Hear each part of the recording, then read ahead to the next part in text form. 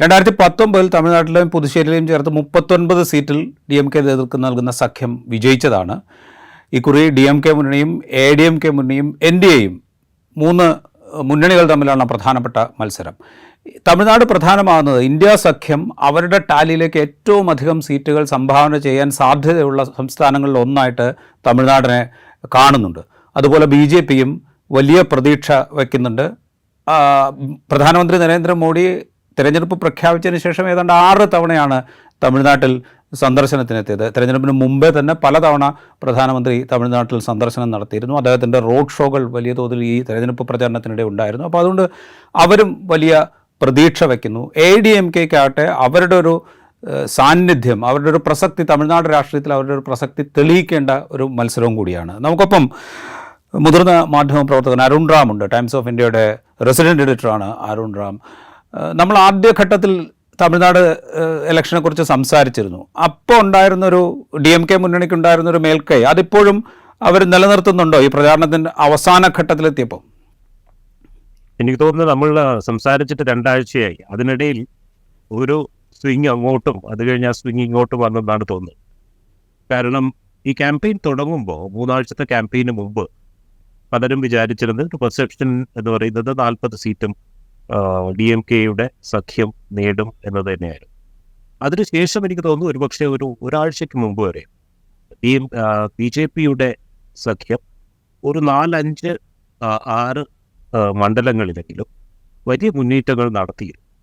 എന്നാൽ ഇപ്പോൾ നമ്മൾ ഇലക്ഷൻ്റെ പോളിംഗിൻ്റെ തലേന്ന് ഇരുന്ന് സംസാരിക്കുമ്പോൾ വീണ്ടും എനിക്ക് തോന്നുന്നത് DMK ഉണ്ടായിരുന്ന ആ ഒരു ഗ്യാപ്പ് നികത്തിക്കൊണ്ട് വീണ്ടും ഒരു സ്വീപ്പിനുള്ള സാധ്യത കൂടിയിട്ടുണ്ട് എന്ന് വേണം കാണാൻ. ഇതിന് ഞാൻ ഇടയ്ക്ക് പറഞ്ഞ ആ ഒരു BJP സഖ്യം NDAയുടെ ഒരു മുന്നേറ്റം നടക്കാൻ കാരണം തന്നെ നരേന്ദ്രമോദിയുടെയും JP നഡ്ഡയുടെയും അമിത് ഷായുടെയും റെക്കറൻ്റ് ആയിട്ടുള്ള വിസിറ്റ്സ്, അവരുടെ റോഡ് ഷോസ്. ഈ വർഷം തന്നെ നരേന്ദ്രമോദി തമിഴ്നാട്ടിൽ 8 തവണ സന്ദർശിച്ചിരുന്നു. ഈ 3 ആഴ്ചയിൽ 3 തവണ തമിഴ്നാട്ടിൽ സന്ദർശിച്ചിരുന്നു.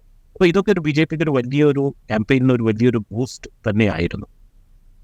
ഒപ്പം കോയമ്പത്തൂർ പോലുള്ള സ്ഥലത്ത് അവർക്ക് വളരെ പ്രതീക്ഷയുള്ള സ്ഥലം, കാരണം അണ്ണാമലൈ മത്സരിക്കുന്നു എന്നുള്ളത് കൊണ്ട് തന്നെ അവിടെ മോദിയും അമിത്ഷായും ഒക്കെ വന്ന് ക്യാമ്പയിൻ ചെയ്യുന്നതിനൊക്കെ ഉപരിയായി ഇൻഡസ്ട്രിയലിസ്റ്റിൻ്റെ ഇടയിൽ, കോയമ്പത്തൂർ ഒരു ഇൻഡസ്ട്രിയലൈസ്ഡ് ഏരിയ ആണ്, പല ഇൻഡസ്ട്രിയലിസ്റ്റുകളും ബിസിനസ്മെന്നും താമസിക്കുന്ന സ്ഥലമാണ്. അവരുടെയൊക്കെ ഇടയിൽ ഒരു സ്വാധീനം ചെലുത്താൻ ഈ നേതൃത്വത്തിന്, BJPയുടെ കേന്ദ്ര നേതൃത്വത്തിന് കഴിഞ്ഞിരുന്നു.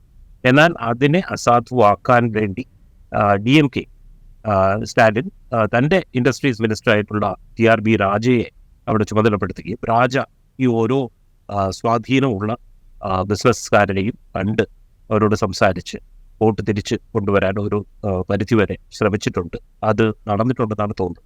അതുകൊണ്ടാണ് ഞാൻ പറഞ്ഞത് കഴിഞ്ഞ 2 ആഴ്ചയിൽ പ്രതീക്ഷയുള്ള ചില കോൺസ്റ്റിറ്റ്യുവൻസീസിൽ DMKയുടെ തന്ത്രപൂർവമായ ചില ഇടപെടലുകളിലൂടെ അത് ആ ഒരു അഡ്വാൻറ്റേജ്, NDAക്ക് ഉണ്ടായിരുന്നൊരു അഡ്വാൻറ്റേജ് തിരിച്ച് കൊണ്ടുവരാൻ DMKക്ക് കഴിഞ്ഞു എന്ന് തോന്നുന്നു.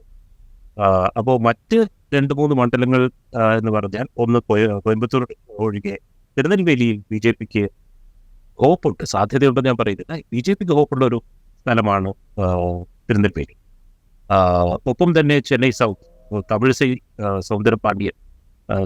തമിഴിസൈ സൗന്ദരരാജൻ തെലങ്കാന ഗവർണറായിരുന്നത്, അവർ റിസൈൻ ചെയ്ത് കണ്ടസ്റ്റ് ചെയ്യുന്ന ഒരു ഇതാണ്. അതുകൊണ്ട് തന്നെ ഒരു പ്രസ്റ്റീജിയസ് സീറ്റാണെന്ന് പറയാം.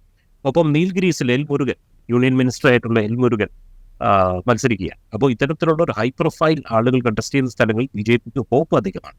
എങ്കിലും എനിക്ക് തോന്നുന്നത് BJP മത്സരിക്കുന്ന ഈ സ്ഥലങ്ങൾക്ക് ഉപരിയായി 1-2 മണ്ഡലങ്ങളിൽ അവർക്കൊരു ബിഗ് ഫൈറ്റ് കൊടുക്കാനുള്ള സാധ്യത ഞാൻ കാണുന്നത് BJP മത്സരിക്കുന്നിടത്തല്ല, പകരം NDAയുടെ മറ്റ് സ്ഥാനാർത്ഥികൾ മത്സരിക്കുന്നിടത്താണ്. ഒന്ന് ധർമ്മപുരി, അൻപുമണിയുടെ ഭാര്യയും DMK സ്ഥാനാർത്ഥിയുമായ സൗമ്യ അൻപുമണി മത്സരിക്കുന്ന ധർമ്മപുരിയിൽ.